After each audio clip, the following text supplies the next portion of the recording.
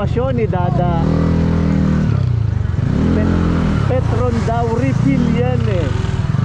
Asan yung Petron? Nagpas na kami ng Petron. Yung Petron doon sarado. Unang Petron doon pinunta namin. Oh. Doon kami nagpagas. Sabi ko mas mura dito kasi dito 54 lang. Nagpagas na ba kayo? Oo. May nakita nga kami nakalagay 250 Oo, 250 Petron. pero wala. Pero hindi na ano mo wala nga. Sa ilalim Nahanap yun. namin dito wala eh. Di ba ito yung tulay? Petron dito, iluloko tayo nito Petron na to. Di ba ito yung tulay? Sa baba kasi yun. Sinilip namin ng ganong kanina. Hindi, bumaba tayo. Di ba di rin natin nakita? Sa baba kami, dumaan eh. Dito.